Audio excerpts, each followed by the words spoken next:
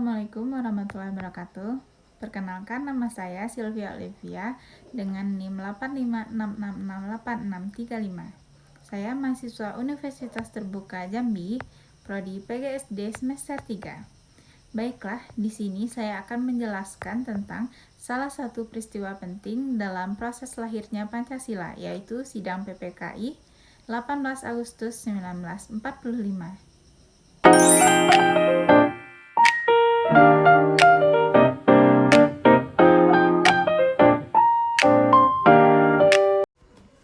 Secara formal, Pancasila sebagai dasar negara disahkan pada Sidang Panitia Persiapan Kemerdekaan Indonesia tanggal 18 Agustus 1945.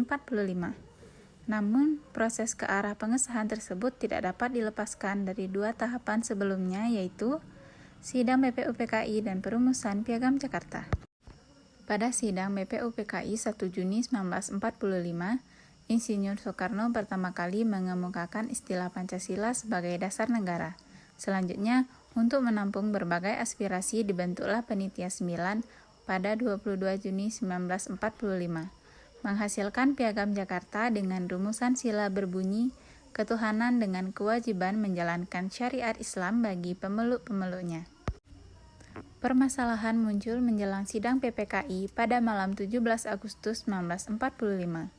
Muhammad Hatta menerima keberatan dari tokoh-tokoh perwakilan Indonesia Timur yang menyatakan bahwa frasa tersebut dapat menghambat integrasi nasional karena mayoritas penduduk di sana bukan beragama Islam. Merespon hal tersebut, pada pagi hari sebelum sidang dimulai, Hatta melakukan musyawarah dengan 4 tokoh Islam yaitu Ki Kasman Singodimejo, Ki Haji Wahid Hashim, Ki Bagus Hadi Kusumo, dan Teuku Muhammad Hasan. Dari musyawarah tersebut, disepakati perubahan pada sila pertama menjadi ketuhanan yang Maha Esa. Dengan menghapus 7 kata, perubahan ini kemudian disahkan oleh PPKI dan dicantumkan dalam pembukaan Undang-Undang Dasar 1945 alinea keempat. Peristiwa 18 Agustus 1945 merefleksikan nilai-nilai fundamental secara konkret. Pertama, nilai persatuan Indonesia sila ketiga. Kesediaan pertama, nilai persatuan Indonesia sila ketiga, kesediaan para tokoh Islam untuk menghapus 7 kata dalam Piagam Jakarta, menunjukkan adanya komitmen untuk mendahulukan keutuhan bangsa di atas kepentingan golongan. Ini merupakan manifestasi prinsip Bhinneka Tunggal Ika dalam pengambilan keputusan kenegaraan. Kedua, nilai kerakyatan yang dipimpin oleh hikmat kebijaksanaan dalam permusyawaratan perwakilan sila keempat. Penyelesaian perbedaan pendapat tidak ditempuh melalui pemungutan suara atau konflik, melainkan untuk melalui mekanisme musyawarah untuk mencapai mufakat. Proses ini menunjukkan bahwa demokrasi Pancasila mengedepankan dialog dan kebijaksanaan kolektif. Ketiga, nilai ketuhanan yang Maha Esa sila pertama. Perubahan redaksional justru memperkuat substansi sila pertama dari formulasi yang bersifat eksklusif menjadi formulasi inklusif yang dapat menaungi seluruh pemeluk agama di Indonesia. Hal ini menegaskan bahwa negara Indonesia berdasarkan atas ketuhanan, namun tidak berdasarkan pada satu agama tertentu. Dari persepsi historis, peristiwa ini mengajarkan bahwa Pancasila tidak lahir dalam ruang hampa, melainkan perang melalui proses dialektika, kompromi, dan negosiasi kebangsaan.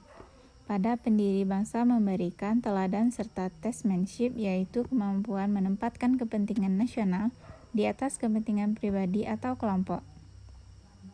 Relevansi nilai tersebut bagi generasi muda saat ini sangat signifikan di tengah era digital yang rawan polarisasi akibat perbedaan pandangan politik, agama, dan identitas. Semangat sidang PPKI 18 Agustus 1945 mengajarkan pentingnya toleransi aktif dan kemampuan pengelola perbedaan. Nilai musyawarah mufakat menjadi counter naratif terhadap budaya cancel culture dan debat kusir di media sosial. Dengan demikian, mengamalkan Pancasila bagi generasi muda bukan sekedar menghafal 5 sila, melainkan menginternalisasi sikap, mampu mendengar kelompok yang berbeda, mencari titik temu, dan menempatkan persatuan sebagai prioritas. Sebagaimana disampaikan Montanogoro, Pancasila adalah filosofis Groundslash sekaligus praktis Rishlin bagi bangsa Indonesia.